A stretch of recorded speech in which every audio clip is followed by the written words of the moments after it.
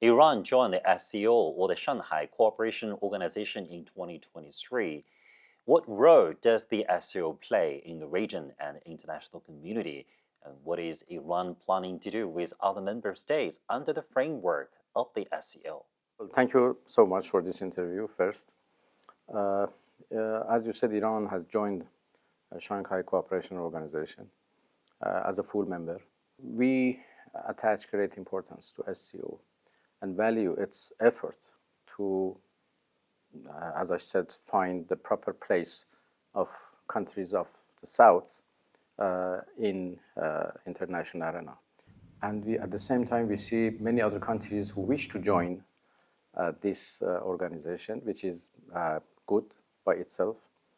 And we are all have a real intention to go to this path and address the security issues, economic issues, even cultural issues of the member states in a different way than the Western countries usually address.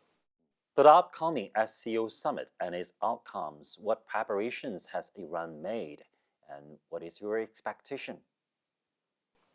I have to say that we are very grateful to the SCO's Secretariat and each and every member states who condemned the act of aggression by Israeli regime and the United States against the Islamic Republic of Iran, particularly against the nuclear facilities of Iran.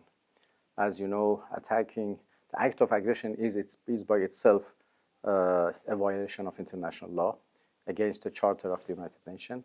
But attacking nuclear facilities is even a bigger violation, an unforgivable violation of the international law.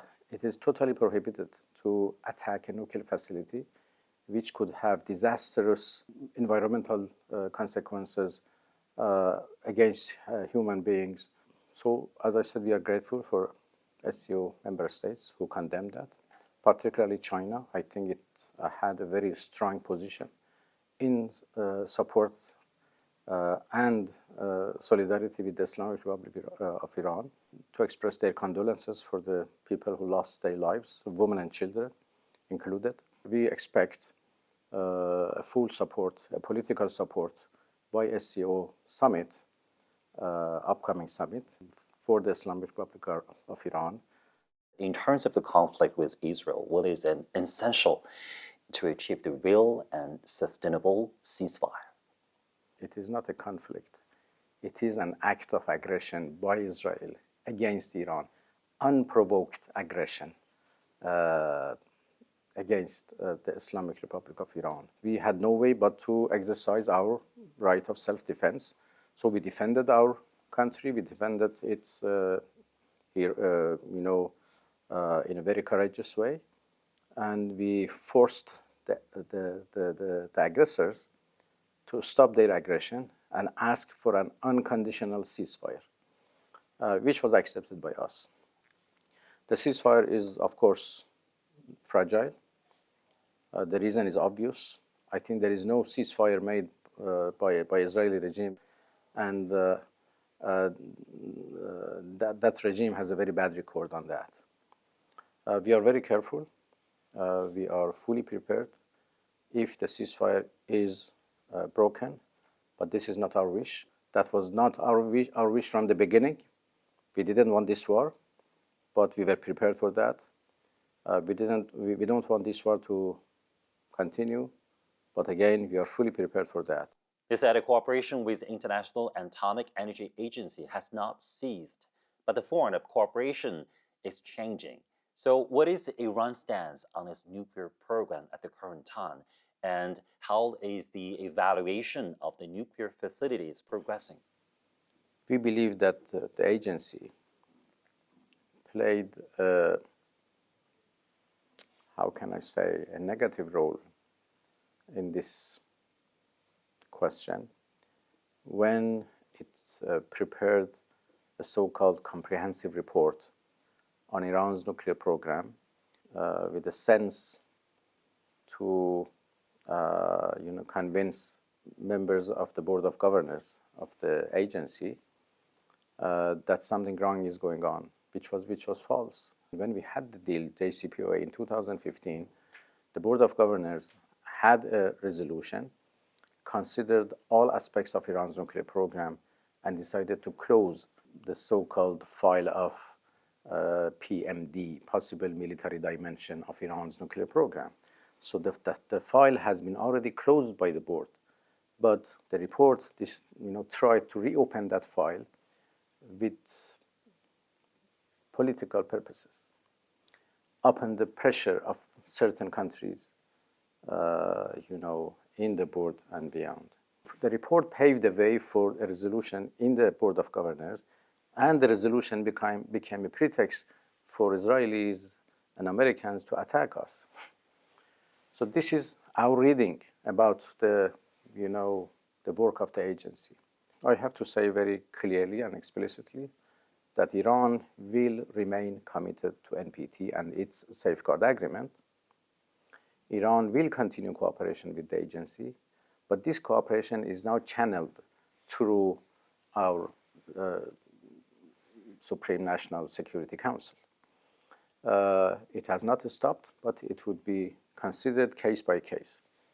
As an example, I can say that if they wish to visit one of those targeted nuclear facilities, well, we have to consider whether how it can be done, how it should be managed.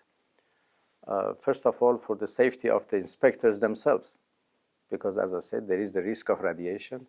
There are unexploded, ammunitions still there.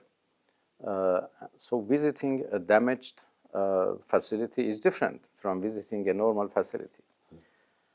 So what I want to say is that our cooperation with the agency is not stopped, is not ceased, but it will continue in a different way through different channels, taking into consideration all security and safety matters. You recently said Iran still needs more time to decide about the possibility of restarting the nuclear talks with the United States. What does Iran need to consider? We are not convinced yet that there is this real determination. At the same time, there should be also a real intention for a win-win solution. Our nuclear program is for peaceful purposes, and we are 100% confident on that. And we have no problem to share this confidence to anybody else. And that can happen only through negotiations. And we did it in 2015 when we negotiated with the so-called P5+1 countries, and we came to a deal, we concluded a deal, and the whole world celebrated, if you remember, as an achievement of diplomacy at that time in 2015. And we remain committed to that. Everybody was convinced that it's a good deal. Then all of a sudden, the United States decided to withdraw, which was very unfortunate. And everything we saw today is the result of that withdrawal. Is there any possibility to come back to a negotiated deal? I think yes. But it needs, as I said, real serious determination by the US side to put aside military option, go for a negotiated solution. I think the recent attack to our nuclear facilities proved that there is no military option to deal with Iran's nuclear program. There should be only a diplomatic solution. A negotiated solution can work.